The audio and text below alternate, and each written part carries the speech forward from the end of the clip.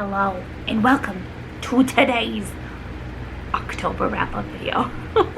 If you hear the sound in the background, it's my fan. I'm currently filming up in my loft in the middle of the night. It is super hot, and yeah, I'm going to talk about the, hold on, let me fix my hair. Looks better. I'm going to talk about the 4 books that I read in the month of October. If you hear a little bit of fussing, a little bit of crying, my son is fighting his naps, and my husband is amazing. He's downstairs trying to get him back to sleep, soothe him, stuff like that. So we're going to talk about the last 4 books that I read in October. If you would like to see all the books that I've ever read this year, you can look on the playlist of Jenna, I think it's 2020 books or something, where I talk about the last like 10 books, 5 books, all that other stuff. This month I surprisingly read 4 books in the entire month, and I'm very proud of myself, so I decided to make an individual video. If you see this exact same outfit, it's because I'm filming 3 videos in a row. Mom life. Yeah, so we're on top of the last 4 books that I read in October. If anybody asks, these lovely Mickey ears, I got them at the Disney store last season, not the Halloween we just had, 2019. I got them in 2019 at the Disney store. Yeah, I think they're super cute. They're Disney ears, they're my Disney ones. Alright, if I look down on my phone, it's because we are going to talk about books and I need a visual. I will be putting a picture right here because a lot of them I have borrowed from the library on, what is the name? It's something 360. Alexan?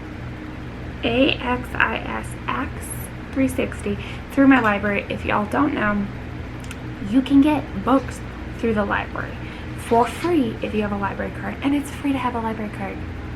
So get your water, sip. Let's talk about books. I read 4 books, 2 really good ones, 2 really crappy ones. We will start with the first one that I read. First book that I read is A Little Bit Wicked.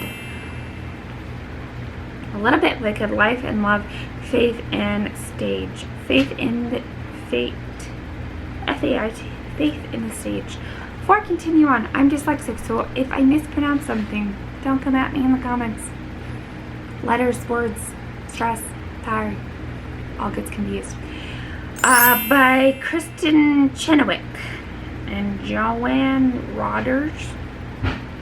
Anyway, I gave this book 4 out of 5 stars. It's by the lovely Kristen Chenoweth. If you guys don't know who she was, I was gonna say Alphaba. No, she was Glinda, I believe, in Wicked. Wicked is one of my favorite musicals, even though I have never seen it. It is Defying Gravity. That's like my spirit song. It's like, so she played in Wicked, and it's a little bit of her life story of growing up, of her being like small, and she's doesn't do very good in airplanes, and things happen to her all the time, and she's like talked about the projects she's worked in and Broadway and her vocal coach. It was just something to get me out of a reading slump. And when you are breastfeeding a 2-week-old baby in the middle of the night and it's 2 a.m. and you need something to keep yourself awake, listening to a autobiography is pretty helpful for me. So I'd be like this, listening to her story, and I'm like, oh, that's cool. And I just imagine her life in my head, which is really cool. I give it 4 out of 5 stars, and I finished that book on October 4th, so just a few days after my son was born. The next book after that one I read is actually one I finished with my husband, and I have the copy of it right here. Surprisingly, this is a random book that I was like, this isn't, it's called Man's Search for Meaning, by Victor E. Franklin. This is 12 million copies in print. There's lots of different covers now because of the white and white. I will put a picture on either side. Anyway, so he wrote this book. My husband is like, oh, we have this book, my friend talked about it, let's read it. So I found the audiobook together, and we would listen to it before we were cleaning, decluttering for getting ready for our son. And then after he was born, when we were traveling in the car, we finished it up. I gave this book 5 out of 5 stars. It was hands down amazing. So it's broken up into 2 parts. The first part There's trigger warnings for Holocaust. There's also not really trigger warning, but it is discussed about very deep theological thought process that kind of went over my head. My husband could dumbify it for me. The first part was he is a Holocaust survivor, so it did talk about his, like, he's a psychotherapist or a therapist. He's a therapist, I believe. I don't know what kind. He's like some Pacific therapist, and he talks about just like the human mind and stuff like that when it came to the Holocaust. So it was really, really good. I liked the first part more than I liked the second part. The first part was like, for me, like, I could understand it. The second part was just way over my head. So yeah. Did my son scratch me? Anyway, so that is Man's Search for Meaning. 5 out of 5 stars. Alright, and then after that, I read 2 books that I was not really a big fan of. The first one, which is a really small book called and I finished The Man's Meaning October 6th. So, next 2 books that I read to bring the total of 24 out of 30 books that I'm trying to get accomplished this year. I'm almost there, guys. The next 2 books was 2 that were very popular on YouTube. So I was like, let me jump on the bandwagon and read them. We have words.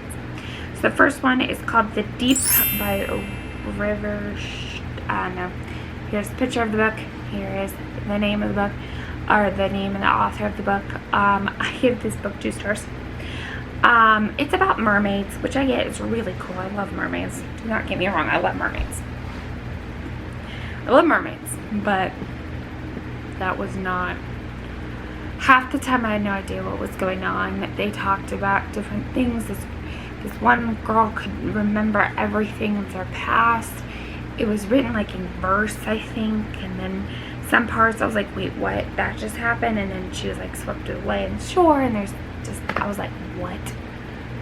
For a while I wanted to DNF it because I was like, what is going on? It's a really small book.